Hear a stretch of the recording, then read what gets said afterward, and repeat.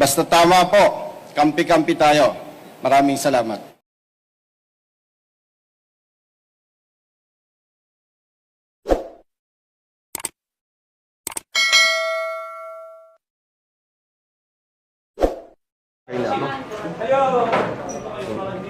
Thank you. Saan ako, sir? Opo ka nga.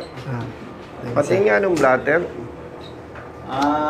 Si Kapitan. Pako yung blatter.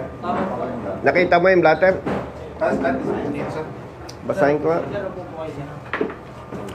Ito po sir yung headings. Ito po yung box. Ito po sir. Okay, isa talaga isa na. Upo pa ba siya? Sino may sabing sa third lane siya galing? Ako po sir. Based doon po sa ano sir, sa mga evidence. Opo. Sa mga, Nasaan?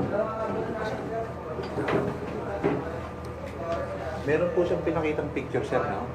Hindi. Isa po. Saan mo nga binase? Dito po sir. May mga kuha po ako. Hindi, nan. Paano man sinabing na galing siya sa third Ito lane? po sir, i-explain ko po. Mm. Ay, sorry. Bali sir, ito po, based doon sa picture sir. Mm. Kung mapapansin nyo po, ito po yung bike lane sir. Oh. Ito po yung vehicle 1, yung first lane. Ito po yung Nasaan yung taxi? Ito po. Ito po yung taxi, ito po yung first lane, ito po yung second lane. Mm. Kung mapapansin niyo po, ito po yung third lane, and dito po yung second lane. Ito po sir. Hindi. Anong lane ito? First. First lane po. Oh, saan mo nakuha yung third lane na idea? Ito po sir. Ito po yung second lane, ito po yung third lane. Okay. Sir, meron po kasi mga iba pang picture. Oo sir. Hindi lang po ano sir, gawa medyo clear yung Pero ito, picture. right after the accident na. Yes sir, yan po yung final rest. Nakita mo yung point of contact sa kotse? Yes sir, meron po. Nasaan? Bali, ito po sir. Ito po yung point of impact sir. Hmm. Nasaan ang point of impact? Ito sir. Bali nung Okay. nagkaroon sila ng... Tanong ko lang, Yes sir. base doon sa point of contact, sinong bumaga? Bali, si motor Hindi. po sir. Si motor. Apo. Tanong, sa observation mo, mabilis ang motorsiklo, hindi naman. Tamang takbo lang sir, kasi madaling araw po eh. Teka muna. O sige, sabi mo, tamang tak. Sir, mga 60 to 70. Suportahan nyo nga ito ah. Pag tama siya, suportahan nyo ah. Yes. Ang point of contact sa likod ng kotse. Yes, sir. So number 1 is ang bumangga rider. Yes po. Number Ito, 2, sir, sa pinakadulo sir. sa assessment mo, Yes sir. mabilis ang motorsiklo, hindi? Mabilis sir. Mabilis po. Mabilis. Agree. Agree sir Kasi yung yung damage, Apo, sir. depende sa POI sir, yung hindi, malaki. tsaka yung damage. Yes sir. Mm. Matagal ka na investigator, di ba? Yes sir. 10 years sir. Maliban sa iyong knowledge, experience, Yes sir. do you think yung taxi na allegedly pick up ng pasero, do you think ang magiging takbo niya is... Sudden Hindi, sir. imagine, yung... Yes sir, sudden. Kasi Hindi. Imagine mo yung demonstration ko. Yes, sir. Do you think ang practice ng kotse ganyan? yes sir. Or ang practice ng kotse ng taxi generally ganyan? Magkaiba yung demo ko ha. Pagkakita ng pasero. Yun namang isang situation. Yung situation ng pangalawa sir. Yan. Apo. Okay. Backupan nyo siya. Ito si taxi, nakakita ng pasahero, lilipat siyang ganon. Okay? Yes sir. Si rider, ang bilis. Sino ang meron doon tinatawag na last clear chance? Yung motor sir. Very clear. Pero lilinawin ko sa brother, hindi ko ito kilala. Apo sir. At ako, representative ng Yes sir. One Rider Party List. Kung pagbabase yan, dapat bias ako. Sir, Diba? Apo. So, gusto ko lang malaman sa'yo kung totoo yung sinasabi niya. Anong sabi sa'yo ng investigator? Na hindi ko makukuha yung ano sir, yung lisensya ko kahit nabayaran ko na yung ticket ko sir. Hanggat di pa nasisettle o kaya di pa tapos yung kasos pag na ano sila sa ano sir, nag-file sila ng kaso sir. Hindi ko para makukuha yung lisensya ko sir.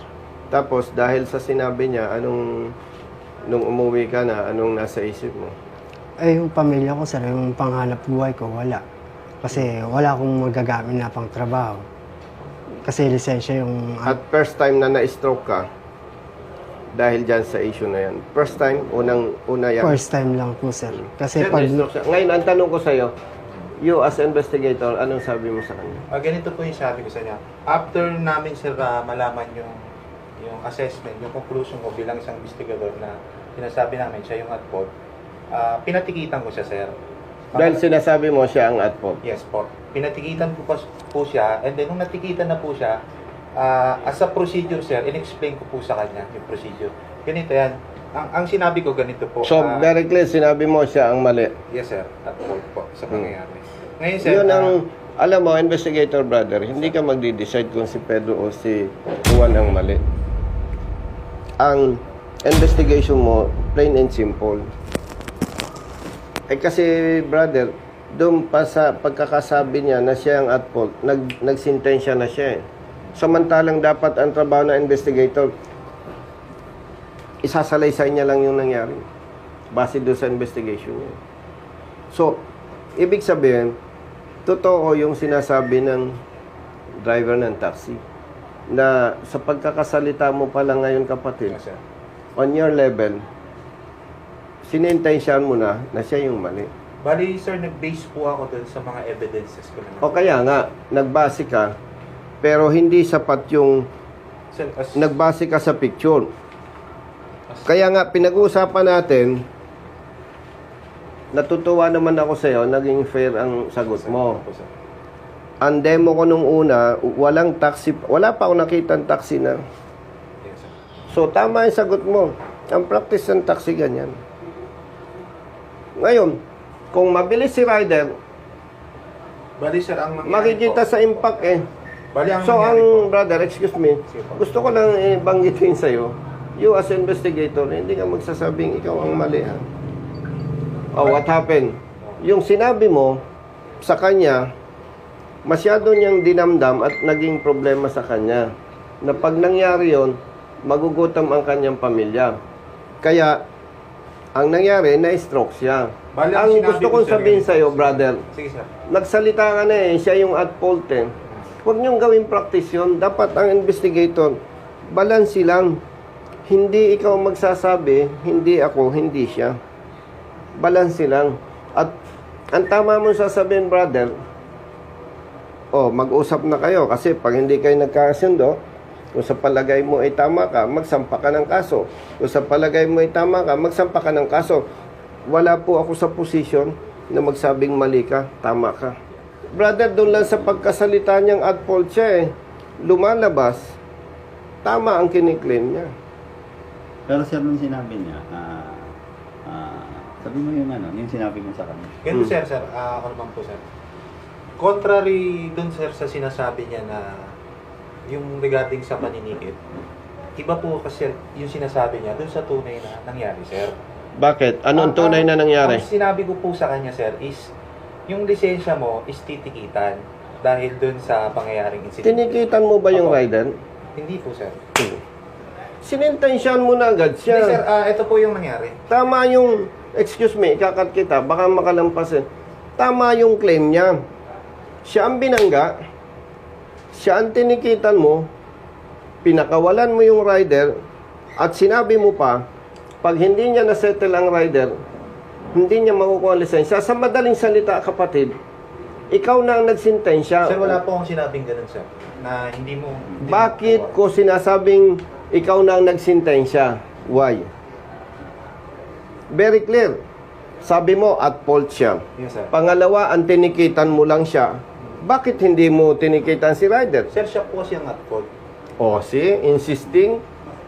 Hindi sir, Insisting ka. nag-base po ako dun sa investigation man. That is my So, very clear. I-correct mo ako, brother, Colonel.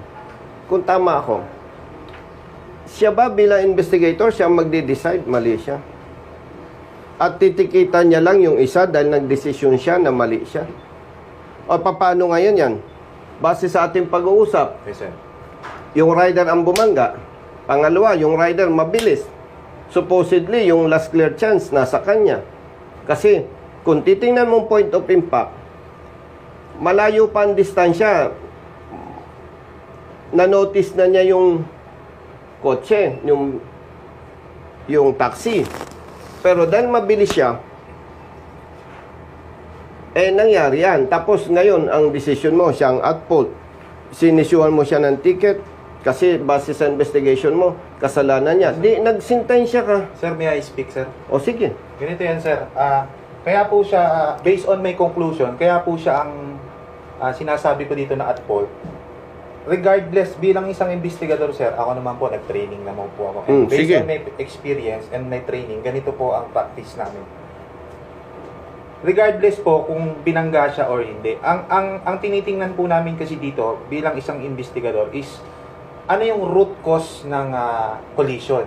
Since si taxi, sir, is sudden change lane. Sudden change lane, sir. Ito naman pong Paano mo sinabing sudden change lane? based on the position of the vehicle, sir, kung makikita nyo po. Ano ba pag sinabing sudden change lane? Biglang lumiko. Biglang lumiko, sir. Conflict ka. Yes, sir. Kasi nag-demo ko eh. Sabi ko sa'yo, ano ba ang practice ng taxi driver? Ganyan? O ganito? Lumigo siya, sir, na hindi naman mabilis. Ang pagligo kasi... Sabi mo sudden Yes, sir. change Sudden, lane. Opo. Ang pagligo ng isang taxi, sir, especially dun sa case niya, sir, pagligo niyang ganyan, sir, hindi niya naman in-apply yung safety protocol na hinihingi na. Paano mo nasabi? Sir, based on the picture, sir, on the... Do you Galing think- siya saan? Do you think... Galing siya saan? Mm. Ayaw mo galing kasi siya, sabihin. galing siya third lane.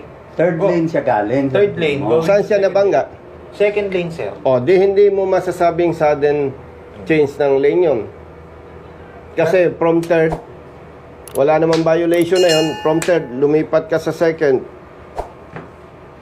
How come nasasabihin mo sudden change lane yun? Because of the position of the vehicle, sir. Sir, kung titingnan nyo po yung damage portion ng sasakyan, kitang-kita po natin. Hindi, ganito na lang. Apo, sir.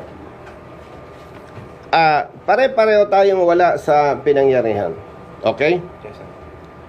Pahingi na lang ng... Sir? Wala ka ba doon? Ano dun po ako nung... Nasaksiyan mo ang aksidente? Di po, after po ng collision, tinawag, respond po. Hindi niya nasaksiyan ng aksidente. Question. Do you think may CCTV doon sa area? Meron po, sir. Kumuha ka ng CCTV footage? Yung CCTV footage po is jurisdiction po ng barangay. You mean, wala kang authority na mag-request? Meron po, sir. O ginawa mo? Yes, sir. Kaya lang, Nasaan? Kasi pagdating po sa Hindi, barangay, nasaan? sir, wala po silang mapakita, sir. Wala po silang mapakita. Paano ka nag-request ng CCTV Pumunta footage? po kami dun sa barangay, sir. Tinanong po namin kung yung CCTV na yun masasakop ng pangyayariang banggaan, sir. Ang sagot nila sa amin, sir, is after 3 to 4 days, automatic ine-erase na nila yun, sir, kasi napupuno yung memory. After 3 to 4 days. Yes, sir. Kailang nangyari ang aksidente? June 3, sir. Kailan ka nag-imbestiga? June 3 din, sir. Paano after... Brother, Sir, may problema tayo. Sabi mo, okay, acceptable. After 2 to 3 days, wala ng CCTV footage. Nangyari ang aksidente June 3. Yes, sir.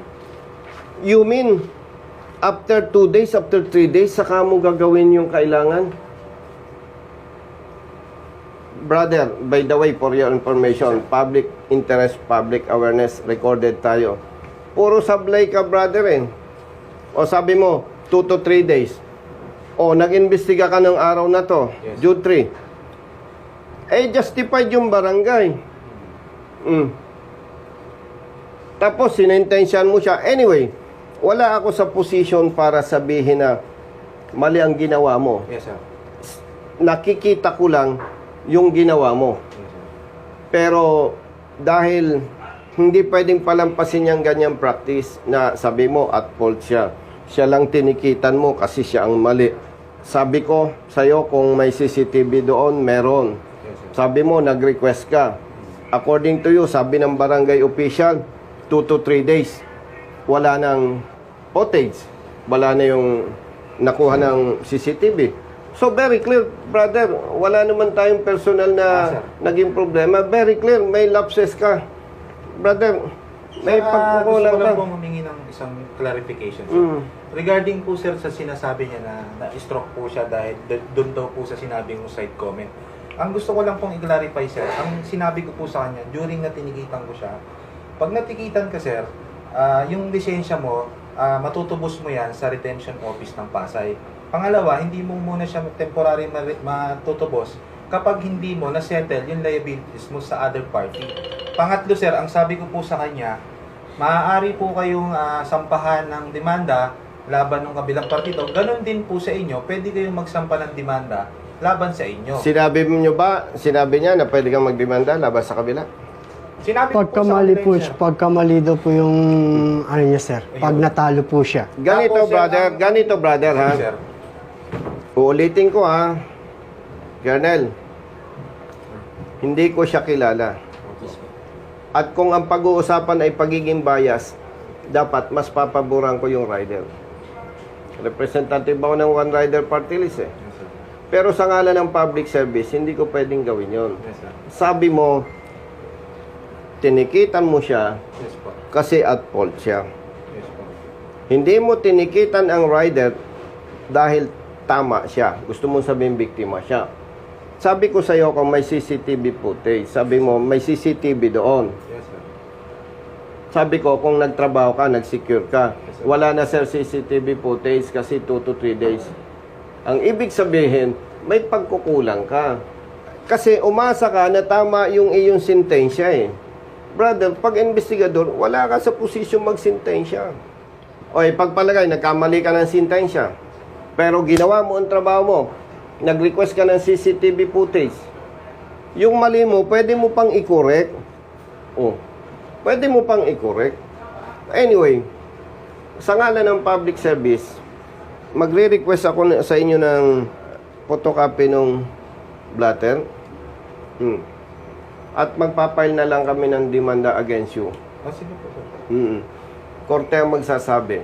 Kasi, kung titingnan natin, tumutugma, brother, yung claim niya na masyado niyang dinamdam na siya yung nabangga, siya yung tinikitan, pinaalis si rider. Pangalawa, yung sabi mo na kung hindi niya masettle si rider, hindi niya makukuha ang lisensya. Kaya masyadong masakit sa kalooban niya na siya ay nabangga, siya pang pagbabayarin, tapos kung hindi niya makuha yung lisensya, magugutom ang pamilya niya. Oh, yun yung conclusion ko. Pero korte pa rin ang mag-aano. Kaya, Colonel, brothers, wala namang masama sa request ko. Di ba? Yes po. Public Oo, document naman. public document plus yung mga photocopy. Para kung sabihin ng korte, tama ang ginawa mo, di, well and good. Kung sinabi ng korte, may mali ka sa ginawa mo, di, harapin natin kung ano mangyayari. Magsasampa kami ng criminal at saka yung administrative case. Sa criminal, dahil sinintensyahan mo na siya, very clear. Na kaya mo siya tinikitan, siya ang mali. May mali. Hindi tama yun. Hindi naman tayo korte. Tapos, ano ang lapses mo, kapatid? Nag-asa ka doon sa iyong assessment, evaluation, ay samantalang makakatulong, brother, yung CCTV footage. Tayo, pare-parehong wala doon. Kaya lang, hindi naman kailangang napakatalino para mahimay-himay mo yung pangyayari. Ako naman, hindi maging bias para magdikta doon sa concerned party. No, magpapay lang kami ng criminal sa administrative complaint against your personnel, your investigator. At ito naman, wala tayong interest na manggipit o walang yain yung kapwa. Para lang ma-correct na malaman ng investigators natin na wala ka sa position magsintensya. Mas maganda pang ginawa mo, brother, yung rider at saka siya, inisyo mo ng ticket Involve accident.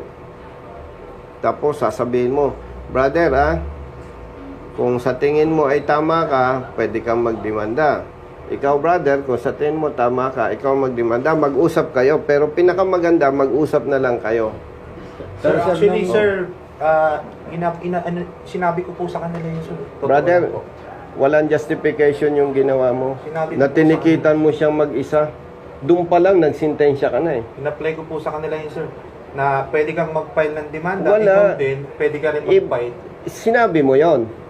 Pero yung pag-issue mo ng ticket sa isang party, nagsintensya ka na. Maliban doon sa aking conclusion, nagsalita ka at fault siya eh. Ang punto dito, totoo yung complaint niya sa office. Siya ang nabangga, siya ang tinikitan mo, siya ang pinagbabayad mo. Totoo yun. Lahat ng sasabihin niya, without bias, papaniwalaan mo. Bakit? Hindi niya tinikitan yung rider eh. Base sa pag-uusap natin, nabangga siya. Mabigat para sa kanya. Anyway, again, wala naman tayo sa posisyong manghusga eh. Ang pinag-uusapan natin, binabase rin natin, brother, sa sagot niya. Kaya nga, ni-request ko, magkaharap-harap tayo. Ngayon, bakit big deal para sa akin to? Para ma-correct. Kasi, alam mo, pamilyado tayo eh. Pag may problema ka, anong iniisip mo lagi? Pamilya eh. Yes, wala akong concrete evidence na sabihin dahil sa ginawa ng investigator natin, kaya nangyari sa kanya. Pero pag lalawakan mo yung iyong assessment, pwede kang mag-conclude. Pwede nga.